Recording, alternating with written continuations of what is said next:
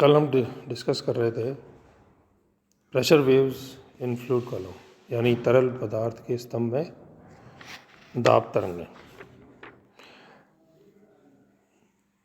जिसमें अपन ने देखा था कि आयतन प्रत्यास्थता गुणांक जो है डेट इज इक्वल टू प्रतिबल अपॉन आयतन प्रकृति, या आयतन प्रत्यास्थता गुणांक को अपन ने के से डिनोट किया था। तो मैं कह सकता हूँ कि K is equal to minus P upon del psi upon del X, या P X is equal to minus K into del psi upon del X. और ये जो नेगेटिव चिन्ह जो लगा है, ये प्रकट करता है कि दाब में कमी होने पर आयतन में वृद्धि होती है, या दाब में वृद्धि होने पर आयतन में कमी होती है, अर्थात दाब तथा आयाम में परिवर्तन विपरीत होते हैं। ये समीकरण संचरित हो रही तरंग के कारण दाब में परिवर्तन को व्यक्त करता है। तो अपन ने कल देखा था कि ये जो दो तल थे अपने ए और बी, इन दोनों तलों के मध्य परिणामित बल जो था वो था F is equal to rho into A delta X into del two psi upon del T square.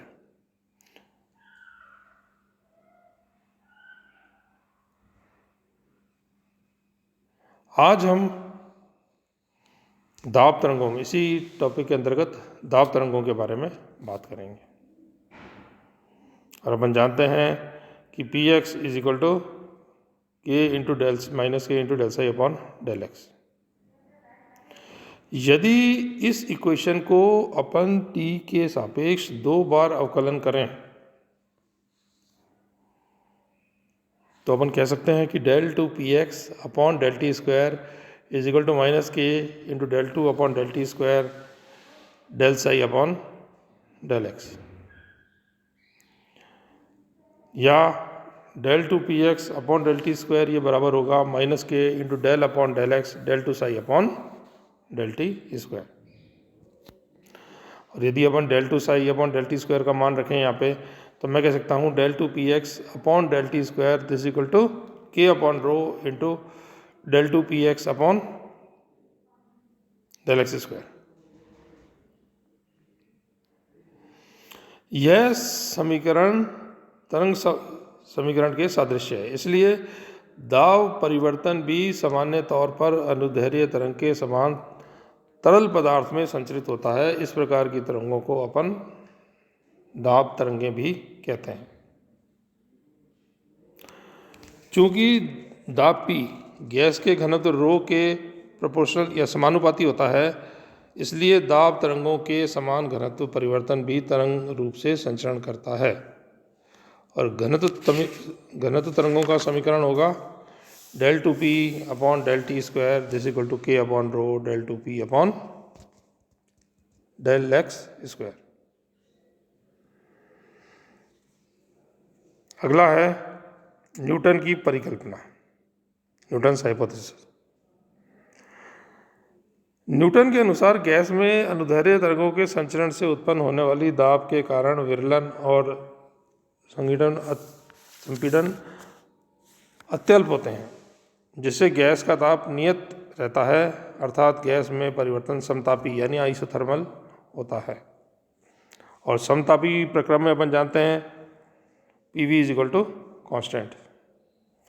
यदि इस इक्वेशन को अपन V के साथ अवकलन करें तो मैं कह सकता हूँ कि P plus V into D P upon D V this equal to 0, या minus del P upon del V upon V this equal to P, या मैं कह सकता हूँ कि प्रतिबल अपॉन आयतन विकृति this equal to K which is equal to P।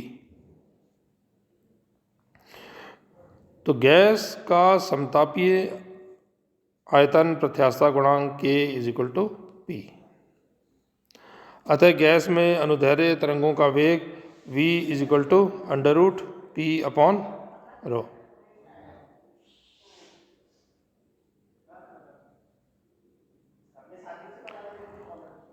Now Laplace संशोधन।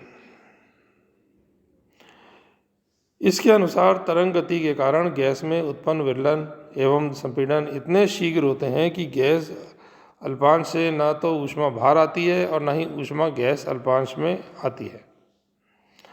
अर्थात रुद्धोष्म अर्थात परिवर्तन जो है वो एडियाबैटिक या रुद्धोष्म होता है।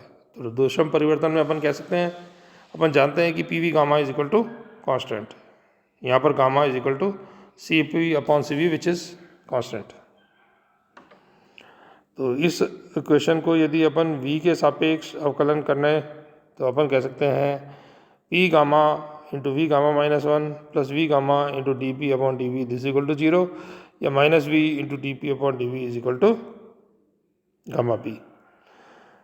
अतः आयतन प्रशस्तता गुणांक k is equal to gamma P और तरंग वेग होगा v is equal to under root k upon rho which is equal to under root of gamma P upon rho. That's all.